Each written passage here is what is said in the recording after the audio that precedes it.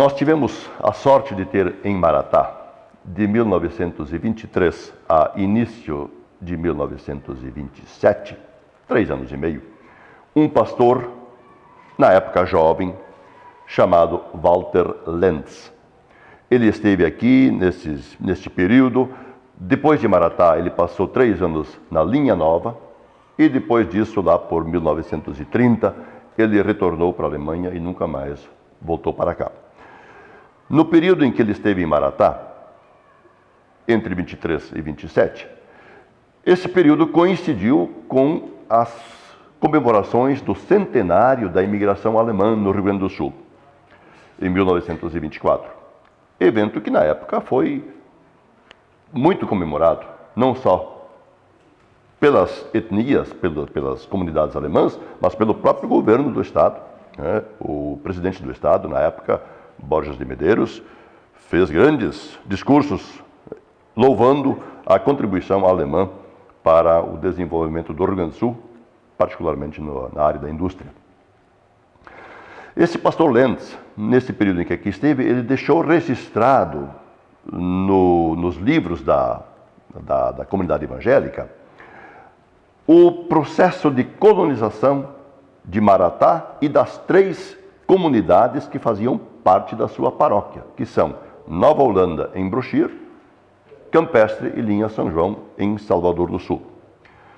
Esses livros, que ficaram guardados na igreja por muitos anos, sobreviveram à Segunda Guerra Mundial, hoje estão disponíveis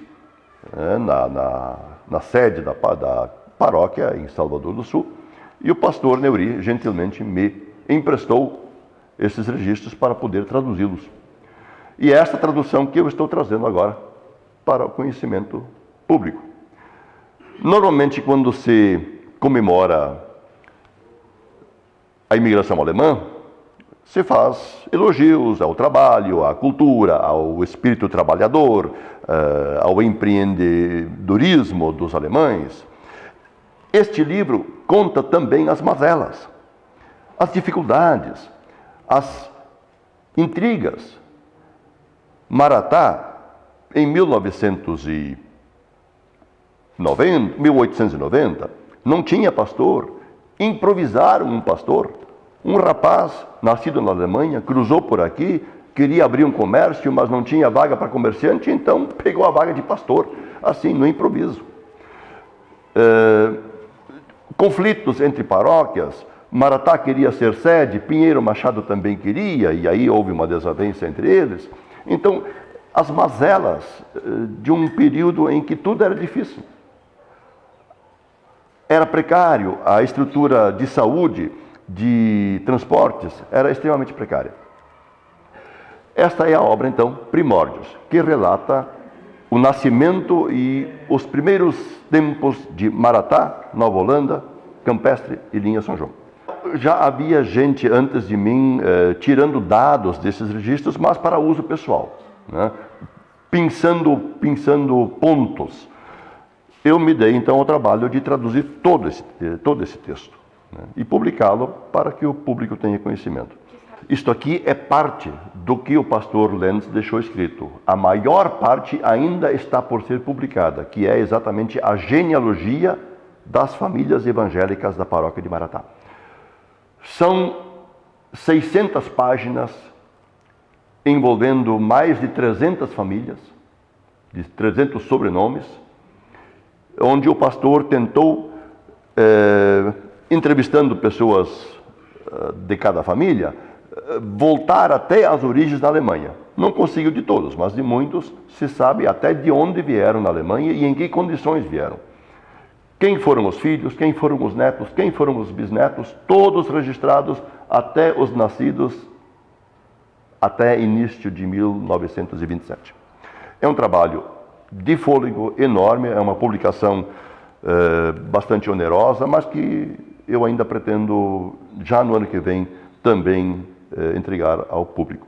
E nesta genealogia das famílias, ele não relata apenas nomes, ele conta um pouco da história de cada família.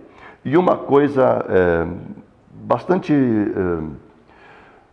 chocante que transparece nesses textos é a mortalidade infantil daqueles primeiros tempos. Na década de 1880, houve aqui em Maratá um surto de coqueluche. Poucas foram as famílias que não perderam uma criança. Uma família, a família Freitag, perdeu 3 crianças no inverno.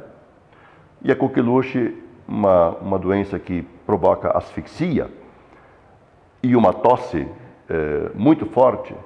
Então você fica se imaginando as crianças na cama, esperneando por ar e a mãe do lado, totalmente impotente para fazer qualquer coisa. Não havia remédio, não havia médico e só restava rezar e ver as crianças morrer. Como é um texto que conta não apenas os sucessos, mas também algumas mazelas, algumas dificuldades, alguns desentendimentos, e cita nomes, e cita pessoas, cita os envolvidos, eu tinha o receio de que os netos e bisnetos desta gente que hoje ainda vivem aqui, alguns deles, pudessem, de repente, ficar magoados com a publicação desses textos. Por isso eu segurei até por um tempo, e um dia, numa conversa informal com o pastor Dreyer, ele me incentivou a publicar, né? E, inclusive, me honrou com o prefácio desta obra. Nas prefeituras de Maratá e de Brochir se encontra o livro, e em Montenegro, na Livraria Intelectual.